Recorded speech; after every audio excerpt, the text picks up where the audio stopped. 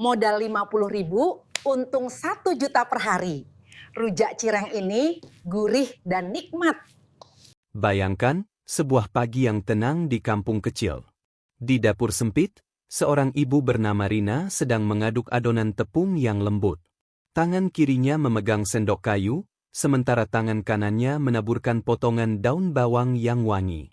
Di wajan, minyak mulai berdesis pelan, menunggu potongan cireng pertama jatuh dan menimbulkan suara khas yang bikin siapapun menelan ludah. Dari situlah, perjalanan usaha kecil ini dimulai. Rina dulu hanya ibu rumah tangga biasa. Ia melihat banyak anak sekolah di depan rumahnya yang jajan sembarangan, bahkan ada yang beli gorengan tanpa rasa dan tanpa sambal. Dari situ muncul ide sederhana, membuat cireng isi dengan sambal rujak buatan sendiri. Modalnya kecil, tapi kalau dijalankan serius, hasilnya bisa luar biasa. Persiapan awal dimulai dengan bahan dasar yang mudah ditemukan di pasar tradisional. Tepung tapioka 1 kg, tepung terigu 100 gram, daun bawang 2 batang, bawang putih 3 siung, dan garam secukupnya. Semua bahan itu bisa dibeli dengan total sekitar Rp50.000 saja. Dari bahan tersebut, bisa dihasilkan kurang lebih 100 potong cireng mentah. Langkah pertama, campur tepung tapioka dan tepung terigu dalam wadah besar. Tambahkan bawang putih halus, daun bawang cincang, garam, dan air panas sedikit demi sedikit sambil diaduk sampai adonan kalis. Setelah itu, bentuk bulat pipih dan simpan di nampan bertepung agar tidak lengket. Jika ingin lebih menarik, Rina menambahkan isian seperti ayam suwir, sosis, keju, atau sambal pedas manis di dalamnya. Proses menggorengnya pun mudah. Panaskan minyak dengan api sedang, lalu goreng sampai bagian luar kering tapi dalamnya tetap kenyal. Cireng buatan Rina tidak keras atau bantat, karena rahasianya ada di campuran air panas dan tepung terigu yang menambah tekstur lembut. Setelah matang, cireng disajikan dengan sambal rujak khas buatan sendiri. Sambal ini terdiri dari cabai rawit, gula merah, garam, air asam jawa, dan sedikit terasi. Rasanya manis, pedas, dan bikin nagih. Rina menjualnya dengan harga Rp2.000 per potong. Dari 100 potong, ia bisa dapat omzet Rp200.000. Setelah dikurangi biaya bahan baku Rp50.000, minyak goreng Rp10.000, dan plastik kemasan Rp5.000, masih tersisa keuntungan Rp135.000 per hari.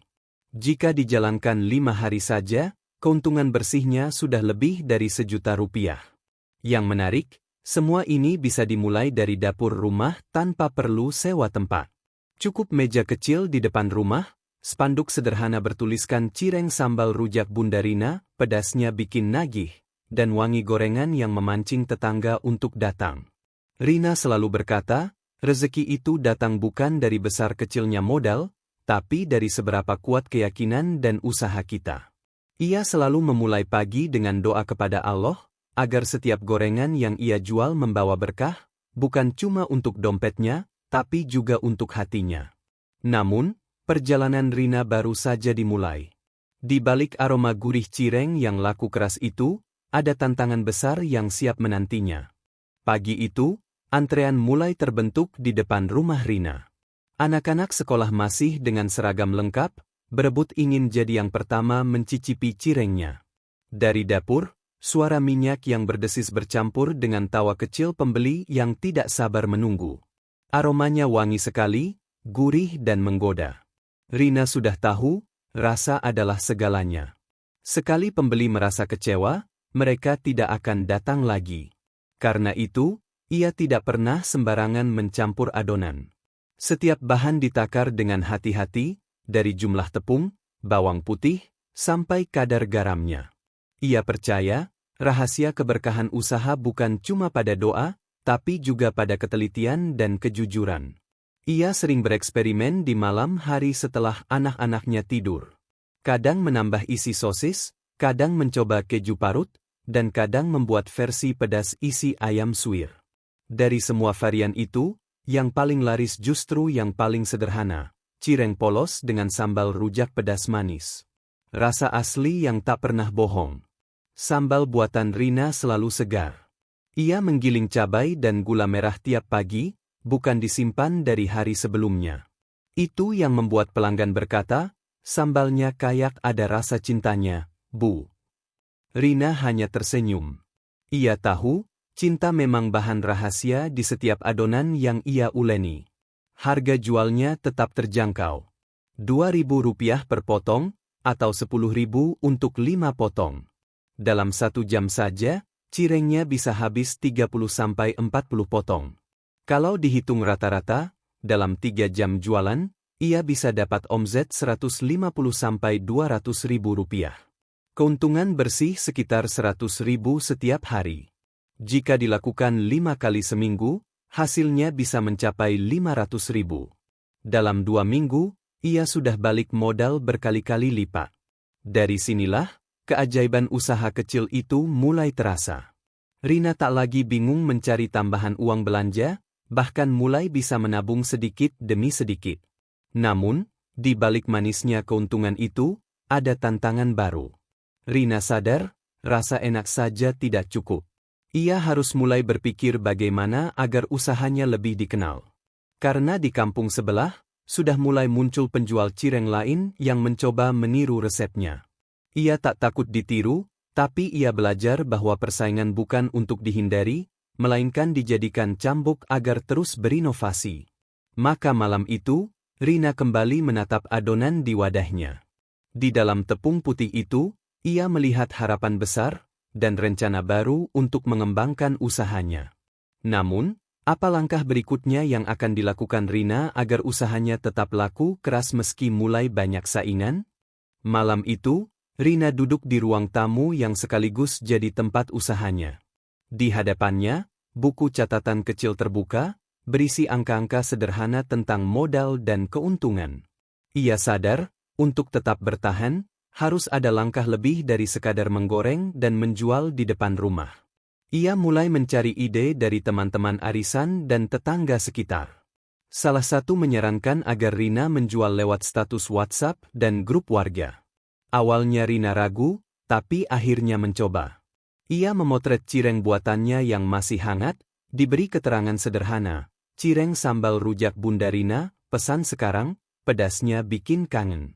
Tak disangka, pesanan mulai berdatangan. Ada yang pesan untuk anak kos, ada juga yang minta dibuatkan dalam kemasan isi 10 untuk acara ulang tahun.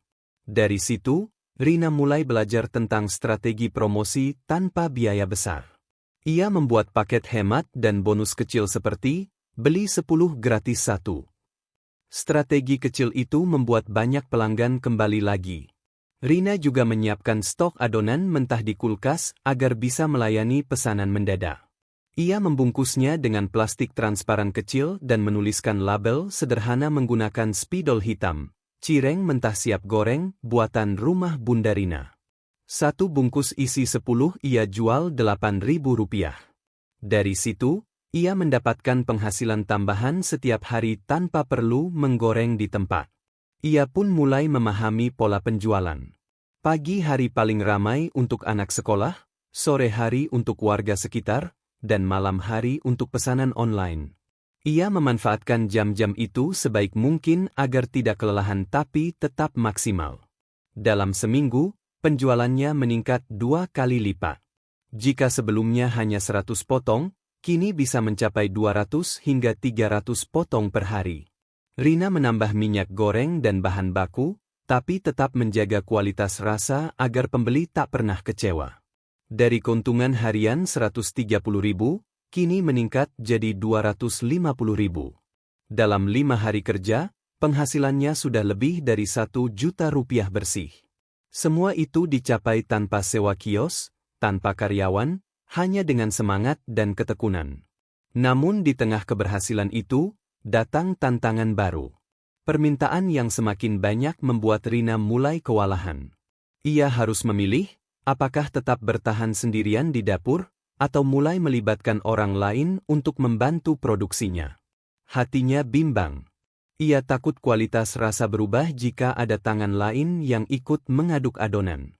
Tapi ia juga sadar, tak mungkin terus bekerja sendirian kalau ingin berkembang lebih besar.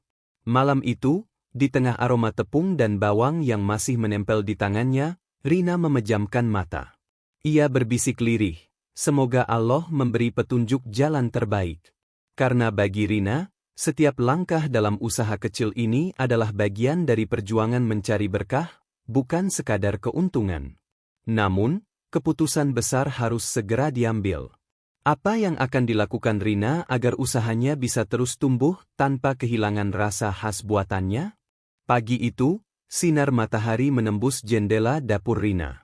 Di meja kayu kecil, sudah tersusun puluhan bungkus cireng mentah siap antar.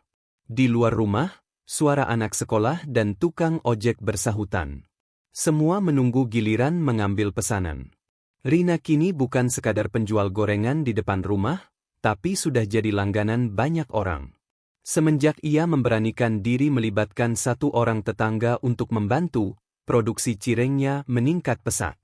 Tentu, ia tidak asal memilih. Rina mengajari dengan sabar bagaimana cara mengaduk adonan, mengatur api, sampai menakar sambal.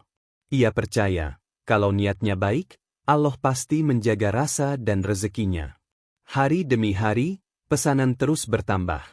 Bahkan warung kopi di kampung sebelah mulai mengambil stok cireng dari Rina untuk dijual lagi. Ia mulai mencatat dengan rapi siapa saja pelanggannya, berapa kali pesan, dan kapan harus mengantar. Dengan cara itu, Rina tahu siapa yang paling loyal dan mana yang bisa dijadikan promosi mulut ke mulut. Omsetnya kini tak main-main. Dalam seminggu, ia bisa menghasilkan 2 hingga 3 juta rupiah kotor. Setelah dikurangi bahan, minyak, dan upah bantuan, ia tetap bisa membawa pulang lebih dari 1.500.000 setiap minggu. Semua berawal dari modal 50.000 yang dulu dianggap remeh oleh banyak orang. Rina pun mulai memperhatikan kemasan. Ia membeli plastik bening tebal dan menempelkan stiker sederhana bertuliskan cireng Bunda Rina, gurihnya bikin balik lagi. Biayanya hanya Rp100 per bungkus, tapi efeknya luar biasa. Produk terlihat lebih rapi dan menarik. Pelanggan yang dulu cuma beli 1 bungkus, kini mulai memesan 2 atau 3 sekaligus untuk oleh-oleh. Namun di balik senyum dan keberhasilannya, Rina tetap waspada. Ia pernah dengar cerita pedagang yang laris tapi tiba-tiba sepi karena kualitas berubah. Karena itu, setiap malam sebelum tidur, Rina selalu mencatat bahan yang digunakan hari itu. Ia memastikan tepung tidak lembab, minyak selalu diganti setelah 3 kali pemakaian, dan sambal dibuat segar setiap pagi. Kini, banyak tetangga yang mulai kagum padanya. Mereka tidak percaya, seorang ibu rumah tangga biasa bisa mengubah dapur kecil menjadi sumber rezeki yang besar. Bahkan suaminya yang dulu hanya bekerja serabutan, kini ikut membantu mengantarkan pesanan keliling kampung dengan motor tua mereka. Tapi di tengah kesibukan dan kebahagiaan itu, Rina mulai merasa lelah. Badannya sering pegal karena harus berdiri lama di depan wajan panas. Ia sadar, kalau ingin berkembang lebih besar, harus ada sistem yang membuat semuanya lebih ringan. Ia mulai berpikir untuk mencari cara agar usahanya bisa berjalan meski tanpa dirinya di dapur setiap saat. Namun, bagaimana caranya seorang ibu rumahan bisa melangkah ke tahap yang lebih besar tanpa kehilangan kendali atas rasa, kualitas, dan kejujuran usahanya? Suatu pagi yang cerah, Rina berdiri di depan cermin sambil menatap dirinya sendiri. Matanya terlihat lelah, tapi ada semangat besar yang tak bisa padam. Ia tahu, waktunya telah tiba untuk melangkah lebih jauh. Dari sekadar jualan di depan rumah, kini ia ingin membawa cirengnya ke pasar harian dan warung-warung sekitar. Dengan sisa tabungan dari hasil penjualan, Rina membeli 1 meja lipat, 1 wajan besar tambahan, serta banner bertuliskan cireng sambal rujak Bunda Rina, pedasnya bikin nagih. Total modal tambahannya sekitar Rp100.000. Ia menata meja kecil itu di sudut pasar dekat pintu masuk, di tempat yang selalu ramai pengunjung. Hari pertama, ia agak gugup. Tapi begitu minyak panas mulai berdesis, orang-orang langsung menoleh. Aroma cireng goreng yang gurih menyebar ke seluruh lorong pasar. Seorang bapak penjual sayur datang mencoba 1, lalu tersenyum sambil berkata, "Bu, rasanya enak banget." Ini beda sama cireng lain. Dari situ, satu demi satu pembeli mulai berdatangan. Dalam 2 jam, seluruh stok 100 potong cireng ludes. Banyak yang bahkan memesan untuk besok. Rina hampir tidak percaya. Ia pulang dengan hati bahagia, membawa keuntungan bersih lebih dari 150.000 di hari pertama jualan di luar rumah. Hari-hari berikutnya semakin ramai. Bahkan ada ibu-ibu yang menawarkan untuk menjualkan cirengnya di warung mereka dengan sistem titip jual. Rina setuju. Ia menyediakan 20-30 bungkus setiap pagi untuk 5 warung berbeda. Dari situ saja, keuntungannya bertambah Rp200.000 per minggu tanpa perlu menjaga sendiri. Namun Rina tidak hanya berfokus pada penjualan. Ia juga belajar dari pengalaman pedagang lain di pasar. Ia memperhatikan cara mereka melayani pembeli, menjaga kebersihan, hingga menata produk agar terlihat menarik. Ia menyadari bahwa pelayanan dan kebersihan menjadi kunci agar pembeli datang kembali. Dari hasil penjualan harian dan titipan warung, omzet Rina kini bisa mencapai Rp300.000 per hari. Setelah dikurangi biaya bahan sekitar Rp100.000, ia masih menyimpan Rp200.000 bersih. Dalam 5 hari kerja, ia bisa membawa pulang Rp1 juta lebih. Dalam sebulan, hasilnya bisa tembus 4 juta, jauh di atas penghasilannya dulu saat hanya di rumah. Namun, semakin besar usahanya, semakin besar pula tanggung jawabnya. Ia kini harus memastikan semua stok aman, bahan tidak terlambat datang, dan cita rasa tetap sama di setiap adonan. Di malam hari, Rina sering termenung. Ia sadar, usahanya sudah bukan sekadar mencari tambahan uang belanja. Ini sudah menjadi sumber penghidupan keluarga. Di tengah rasa syukur itu, ia menatap ke langit dan berbisik lembut, "Ya Allah, terima kasih atas rezeki yang Engkau titipkan. Semoga setiap gorengan ini menjadi jalan kebaikan, bukan sekadar keuntungan." Namun di balik syukurnya, datang kabar yang mengejutkan. Salah satu warung tempat ia menitipkan cireng tiba-tiba berhenti menjual dagangannya. Rina mulai curiga ada sesuatu yang tidak beres. Apa yang sebenarnya terjadi di balik warung itu? Siang itu, panas terasa menyengat. Rina baru saja pulang dari pasar ketika seorang pembeli setia datang dengan wajah kecewa. Ia berkata, "Bu Rina, kok cireng yang saya beli di warung sebelah rasanya beda, ya?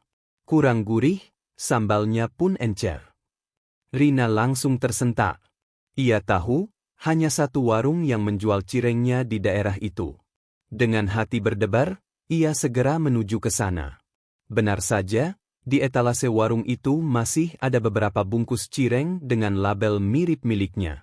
Tapi setelah dicicip, rasanya memang aneh. Adonannya keras, sambalnya terasa hambar. Pemilik warung akhirnya mengaku, ia membuat sendiri cireng dengan bahan seadanya lalu menjualnya seolah buatan Rina. Alasannya sederhana, ia ingin menghemat uang titipan. Rina terdiam. Antara marah dan kecewa, tapi ia menahan diri. Ia sadar, setiap usaha yang tumbuh akan diuji, baik oleh keadaan, maupun oleh orang-orang di sekitarnya. Malam itu, Rina duduk lama di depan dapur. Ia merasa lelah, tapi tak ingin menyerah.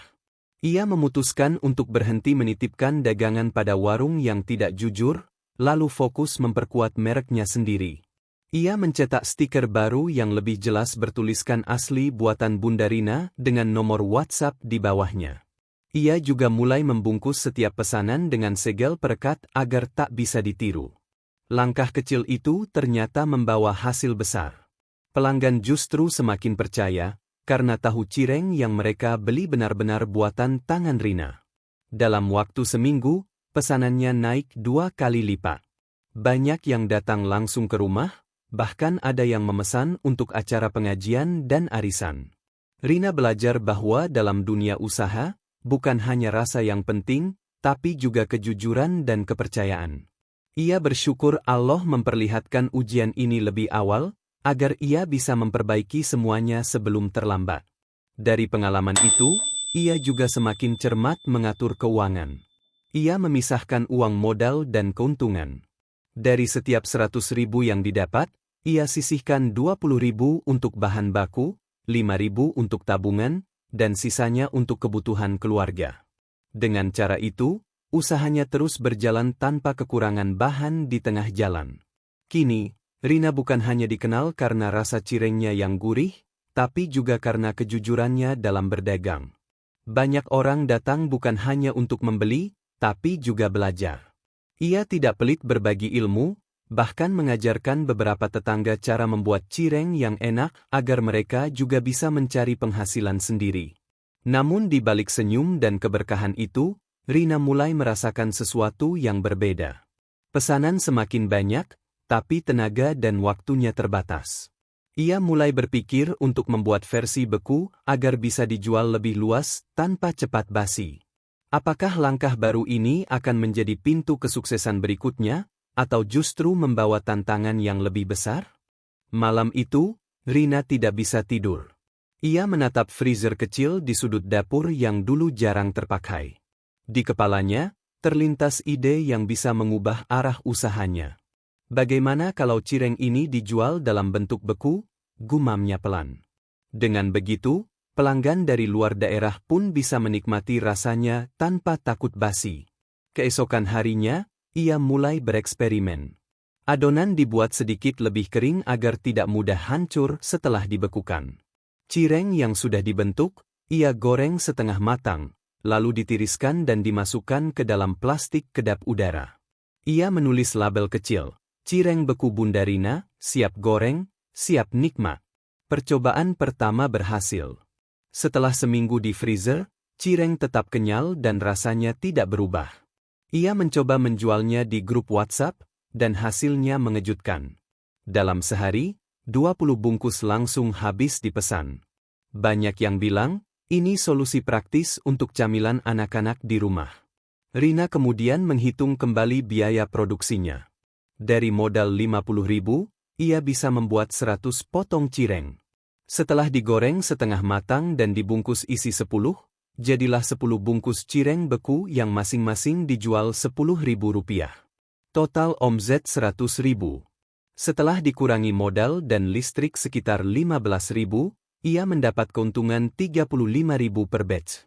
Dalam sehari, ia bisa membuat 2 batch. Artinya, dalam 5 hari, keuntungannya bisa menembus lebih dari 300.000, belum termasuk penjualan versi siap makan di pasar. Keuntungan bersihnya kini hampir 2 kali lipat dibanding bulan sebelumnya. Yang paling menggembirakan, produk cireng beku ini bisa dikirim ke luar kota menggunakan es krim dan kemasan rapat. Salah satu pelanggannya di kota sebelah bahkan memesan 20 bungkus untuk dijual kembali. Dari situ, Rina mulai belajar tentang pengemasan, pengiriman, dan menjaga kualitas agar tetap layak jual meski menempuh perjalanan jauh. Dengan hati-hati, ia mencatat semua hal penting, berapa lama produk tahan di suhu ruang, berapa lama bisa disimpan di freezer, dan bagaimana cara terbaik menggoreng agar hasilnya sempurna. Ia ingin memastikan setiap pembeli puas. Kini, dapurnya terasa lebih hidup dari sebelumnya. Suami Rina membantu menempelkan label, sementara anak-anaknya ikut mengemas. Mereka bekerja sambil tertawa, tanpa sadar bahwa usaha keluarga kecil ini telah tumbuh menjadi bisnis rumahan yang kuat. Namun, semakin besar pesanan datang, semakin besar pula tantangan yang menunggu. Beberapa pelanggan mulai menanyakan izin produksi dan sertifikat makanan. Rina tahu, kalau ingin berkembang lebih luas lagi, ia harus melangkah ke ranah yang lebih serius.